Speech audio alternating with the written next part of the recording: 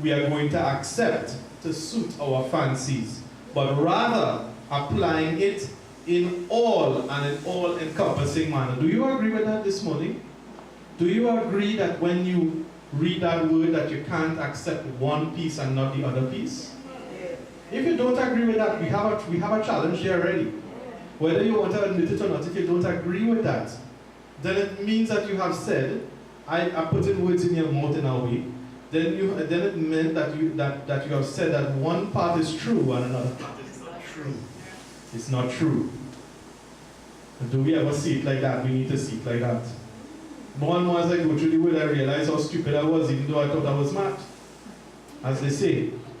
If this word goes out for years, hear this, and it doesn't change your hearts and your minds in any way, then, as Pastor Robbie would put it, we're spinning top in mud.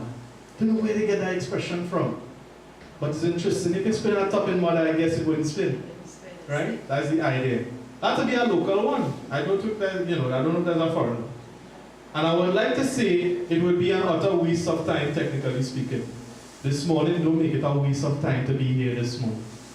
Don't make church a waste of time this morning. You have the power in your hands this morning to make church, imagine that, this is the power that God gives you, to make church wasteful or not in a certain regard. You could never make church entirely wasteful because it's under God. But you could decide whether that is wasteful to you or not this morning. You say, Pastor, why are you saying that? In much of my life, I have seen people take the word and selectively use it to suit themselves. Yes. In fact, I'll go so far to say, I have taken the word and selectively used it. Say, Pastor, why are you saying these things? You see, I have to be honest with you. I can't come up here and be God to you. I have to come up here and tell you how, from my experience, what has happened. From my experience, you might look at me and you might say, well, you might judge me and say, well, he's not perfect, he's not this, whatever.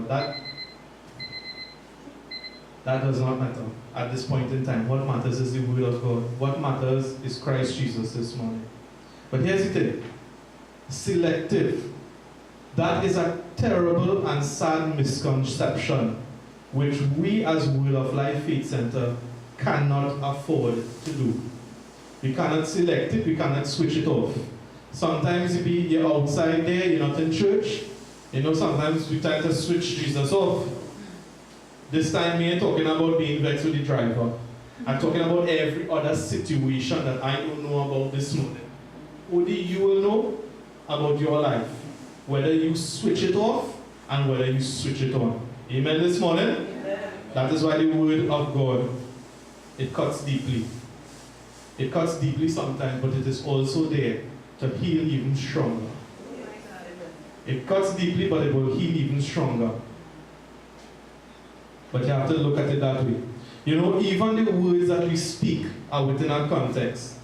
Yet, I have seen people take simple words within context and take it out of context. Anybody? Anybody ever take it out of context? You have to be careful of that too. Sometimes you could overthink something, but sometimes you could underthink something too. You ever underthink anything? I said, boy, I thought he was talking about this. He was talking about something else. It happens both ways. Alright? So we left off last week, the week before, as we went through 1 Samuel chapter 15. Anybody remember that? Say, gosh, Pastor, we going back in that again? Yes. And we will be here for a little while actually. And the start of 1 Samuel chapter 16 as well. So, let's see all the flipping already. So, 1 Samuel chapter 15 and the start of 1 Samuel chapter 16. And firstly, we spoke about witchcraft. Anybody remember that? Yeah. Starting from simply that witchcraft is just our actions being wrong towards Almighty God. And that is not so far-fetched to see that the Bible describes the actions of stubbornness as that of witchcraft. Anybody stubborn in your house this morning? Please quiet. You say everybody have a little bit of stubbornness? Anybody? Yes. Anybody willing to say that? Yes. Right, so we had to watch this witchcraft and destroy this witchcraft, right? The witchcraft, the stubbornness, right? Good. But then we went ahead to share light on the whole idea of mourning. Not the good morning, remember? Mourning as being sad. Anybody was here? We saw a new angle to mourning, and then we saw that while God didn't have an issue with our human feelings, He had an issue with mourning when we did come out of that mourning, coming out of sadness, coming out of depression, coming out of these things. You can't live a life. Let me tell you something, eh? Life's so short. The more I go through life, the more I realize life is so short that we can't hold on to things for too long. Don't hold on to it forever. Don't make it yours. You know why I'm telling you this? Because in my life, for a long time, I made stupid things my entire life. And you know, when I look back at that now, I say, boy, I had 10 years I waste doing that. Life is too short to live it on a low level. Take it and live it on a higher level as best as possible. You might not, I might just say this to you, but only when you experience life yourself. Maybe you might then look back and say, boy, I should have and would have. But take my advice, you should have and would have. Don't spend the 10 years I waste or whatever, how much years I waste thinking about these things. Life is too short.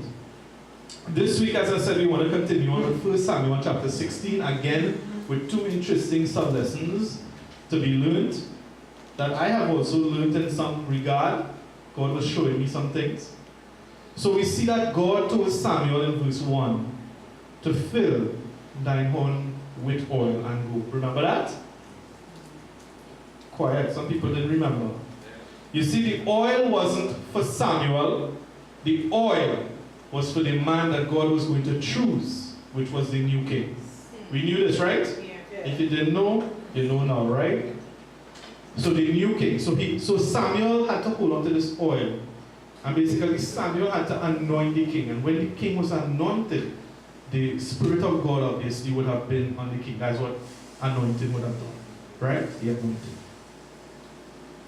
And yet still Samuel, while he would not be the one to be the actual king himself, he was indeed the one appointed before God to do one of the most important jobs, which was to find the next king. Yeah? Take note of that. This was God's calling upon the life of Samuel. You know, everyone wants to preach. That's the impression I get. I get that impression a lot. Everybody wants to preach. But not everyone understands what that means. If everybody preached, there would have been no Samuel to find the best king. Talking about our lives this morning. What is your calling this morning? What are you? What is for you? What did God assign for you this morning? Do you think that you know what God assigned for you this morning? We will come to something very interesting. You may know, but there's something else I want to show you in the Word of God as an example. Just one scenario. So I wouldn't say it is definite, but it is a scenario.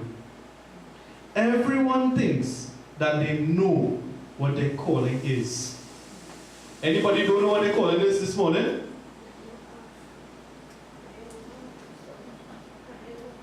Thank you, brother. Thank you, sister. Because I'll tell you something. You know half. Very good. That is good. Your acknowledgement that you don't know is actually quite interesting.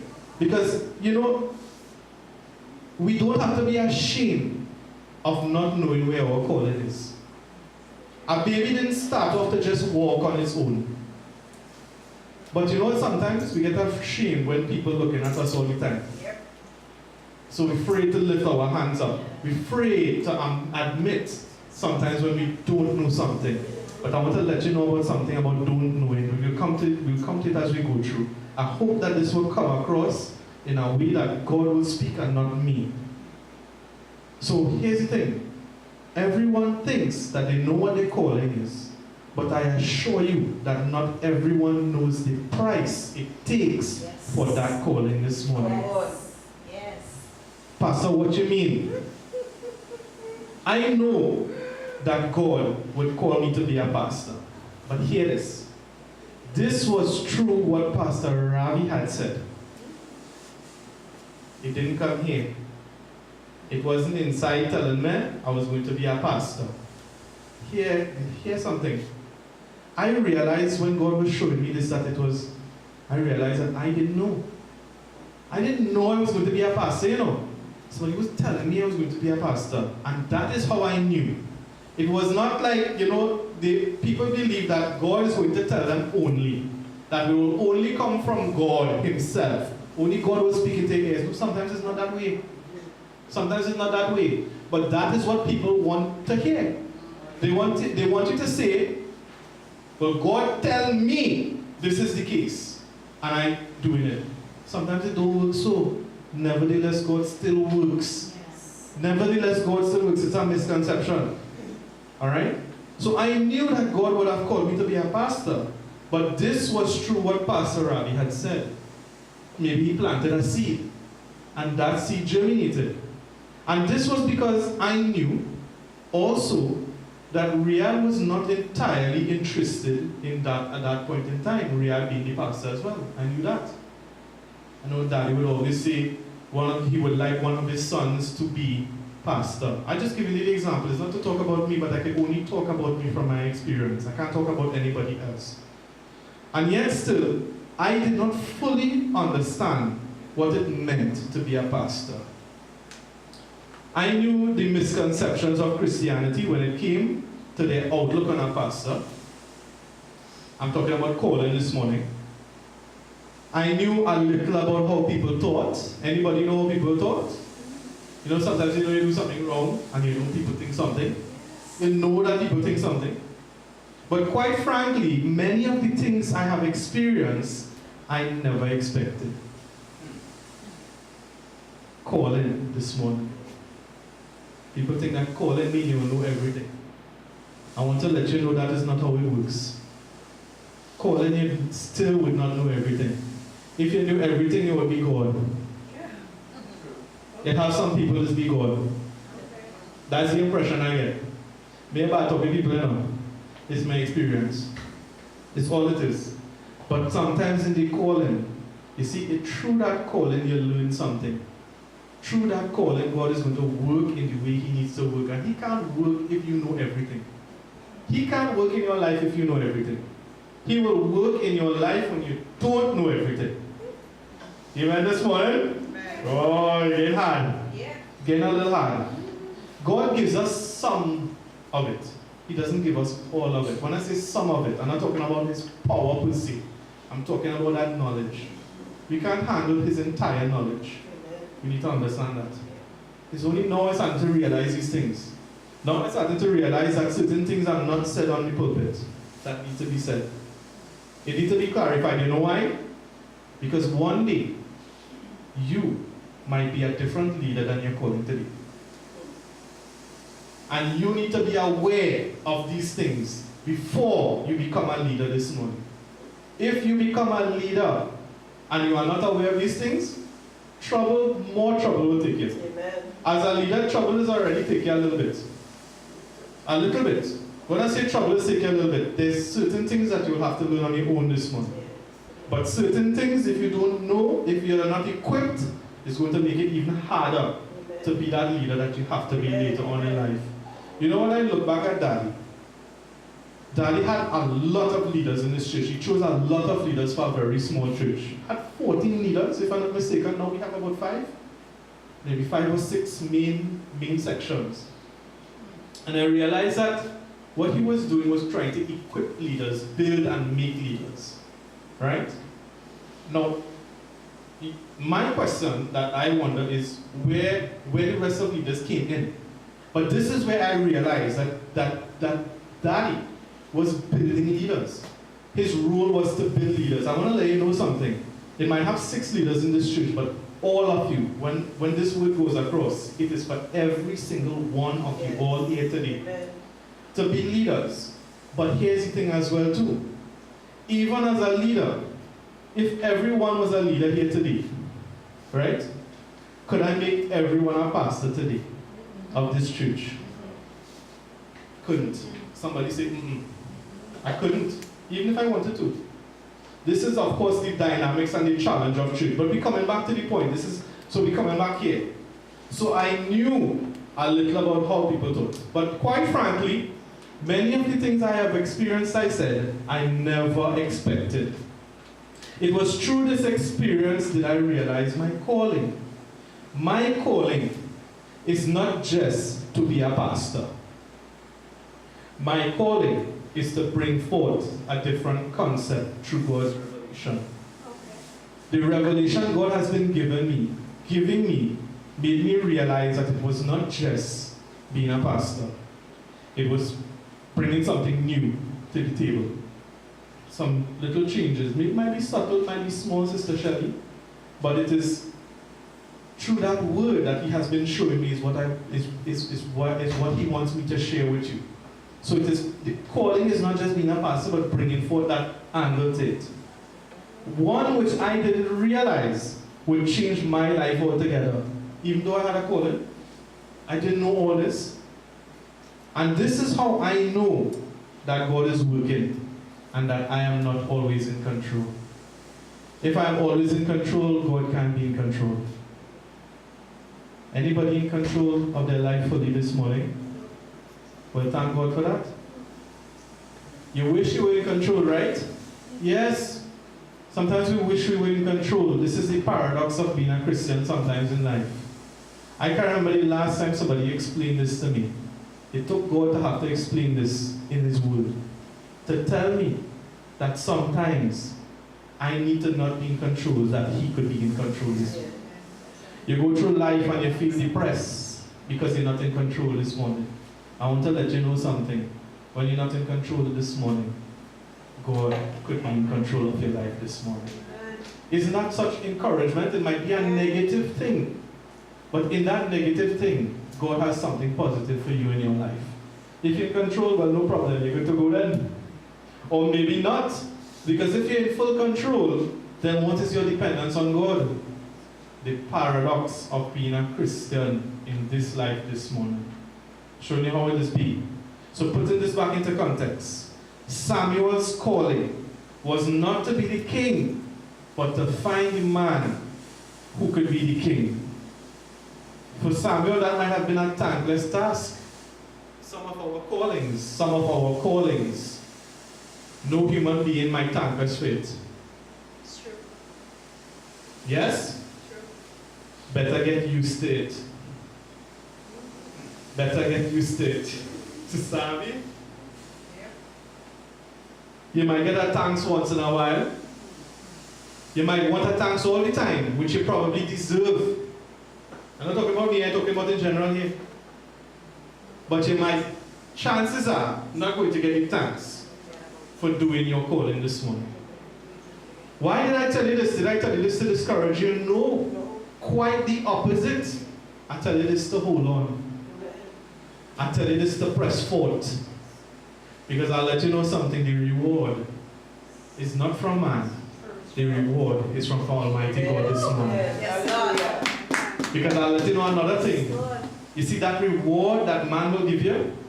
It will never touch the reward you can get from Almighty God this morning. Yes. You might think that you want money this morning, but what you really need is help this morning. You might think what you want is a car this morning, but what you need is children this morning. You might think that what you need is good food this morning, but what you need is what? Let me tell you. God saving, Jesus saving us, salvation this morning. That you can't pay for this morning. This is what God was showing me. Simple, but yet something He was showing.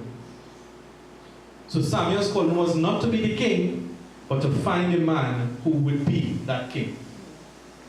That is why I say it is thankless. Because can you imagine that he was going to find a man who would have been the most popular person? Oh gosh. And how very few people would have bowed down to that king. Think about it. The king had all the money.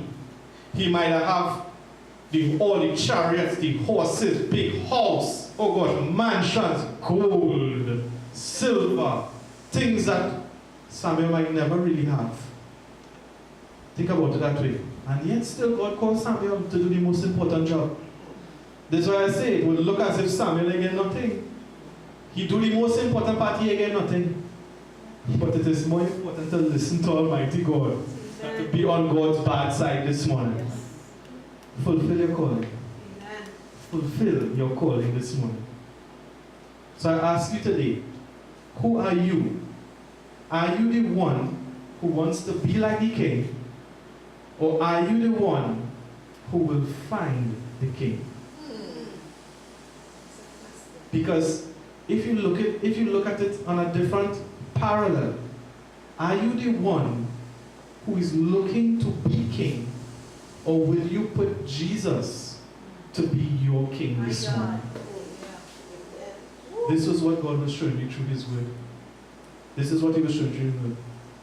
Are you the one who wants to preach and lead?